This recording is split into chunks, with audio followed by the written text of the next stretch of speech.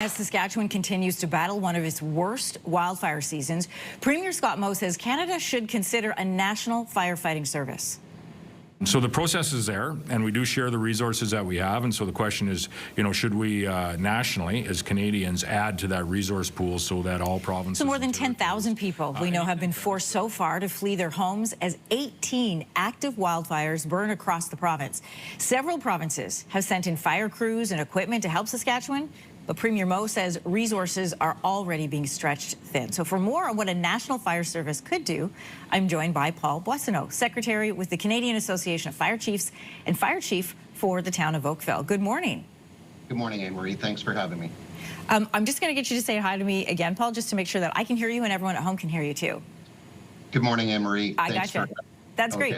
Listen, we've heard this message before, and we've heard it from you. You've been on the show a few times calling for this. And we know the United States, the United Kingdom, and the EU all have a national firefighting service. So why doesn't Canada have one? So we've provided a proposal. We've certainly been in contact with all party stripes. The National Fire Administration that we've looked at would basically be that intersection of information, policy, and resources being spread across nationally, and ensuring that we have the people making the right decisions at the right time and place with the right resources.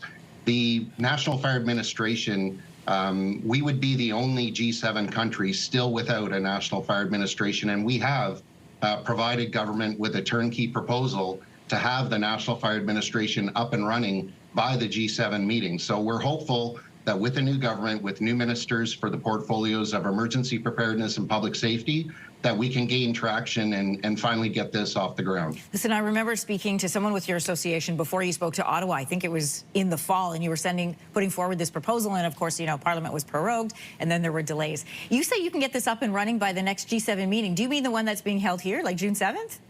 Yes, absolutely. We have the availability to get the administrative pieces in place in a very, very short time period. We recognize that that is not going to put an immediate stop to the challenges that our friends are facing in the prairies and BC and Northern Ontario. We recognize that that isn't going to have, an impact within 30 days. However, we're talking about the ability to get the administrative piece, that national coordination. Premier Moe did speak about that national fire service. The first step is the coordination thereof.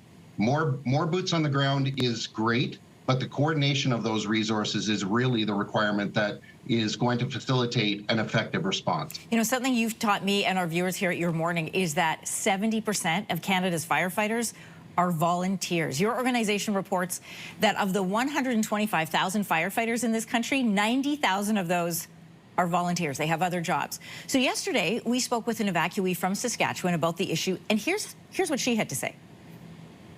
These guys are not trained on a wildfire this size. These guys are trained on structures. They're volunteer people. They're teachers. They're rink managers. They are mine workers. They are not equipped, nor should they even be forced to fight something like this. So I'd love your opinion. How well does this describe the state of firefighting right now in this country? Our situation in firefighting across this country, you are 100% correct. We have a large amount of volunteers, but that is not unlike what takes place in Australia. I would characterize our volunteers as professional volunteers in the sense that they do train to many of the same standards that our career fire service does.